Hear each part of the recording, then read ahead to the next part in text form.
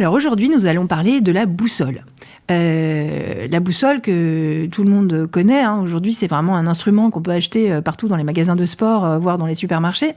En fait, c'est un instrument de navigation absolument génial qui est constitué donc d'une aiguille magnétisée qui s'aligne sur le champ magnétique de la Terre. Une boussole ne fonctionne que parce que la Terre possède un champ magnétique.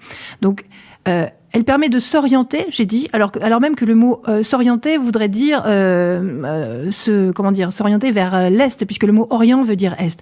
Mais on est bien d'accord, c'est bien le nord magnétique qu'indique une boussole. Donc les lignes du champ magnétique terrestre sur lesquelles l'aiguille de la boussole s'aligne pointent sous terre, c'est-à-dire que le champ magnétique de la Terre n'est pas sur la surface terrestre, il est à l'intérieur du globe, ce qui fait que chez nous, comme on n'est pas au pôle Nord ou au pôle Sud, quand on utilise une boussole, elle indique quelque chose vers le bas.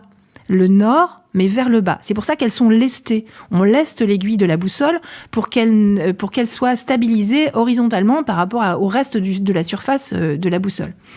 Quand on utilise une boussole hémisphère nord dans l'hémisphère sud, elle ne peut pas fonctionner puisqu'il faudrait la lester dans l'autre sens. Donc il faut bien acheter la bonne boussole. C'est-à-dire la boussole de l'hémisphère nord, on l'utilise dans l'hémisphère nord, et la boussole de l'hémisphère sud, on l'utilise dans l'hémisphère sud.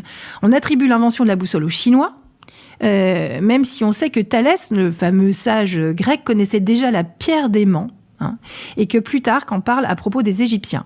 Bon, admettons que ce soit les Chinois qui aient inventé la boussole, environ en l'an 1000. Le principe était simple, et c'est le même qu'on peut utiliser pour fabriquer une boussole avec ses enfants. Il faisait flotter 2 petits fétus de paille, donc des petits morceaux de paille, dans une bouteille d'eau, et déposait dessus une petite aiguille aimantée. Alors, nous, si on veut fabriquer une boussole avec nos enfants, on peut remplacer ces petits bouts de paille, tout le monde n'a pas de la paille sous la main, en particulier dans les villes, par un petit bouchon en liège ou en plastique. Alors, si c'est un bouchon en liège, il faut le couper pour qu'il mesure à peu près 1 cm d'épaisseur. Et dessus, on pose une aiguille qu'on a pris le soin, évidemment, d'aimanter avant. On la frotte sur des aimants. On scotche la petite aiguille sur le bouchon et on pose l'ensemble dans un verre d'eau. Et si c'est bien fait, si l'aiguille est assez aimantée, on obtient une boussole qui va indiquer à peu près le nord. Alors moi, je l'ai fait avec mes élèves plusieurs fois. Il y en a toujours qui sont très déçus parce que la boussole hésite un petit peu. Alors c'est sans doute une question de qualité de l'aimantation ou de l'aimant utilisé, mais vous pouvez quand même essayer avec vos enfants. C'est une expérience qui est assez rigolote à faire et qui, de toute façon, leur montre comment fonctionne une boussole, c'est-à-dire le principe de fonctionnement d'une boussole. Puisqu'on parle de nord, de sud, etc., est-ce que vous connaissez les adjectifs liés aux points cardinaux ? Il y a beaucoup de gens qui sont un peu perdus avec ça.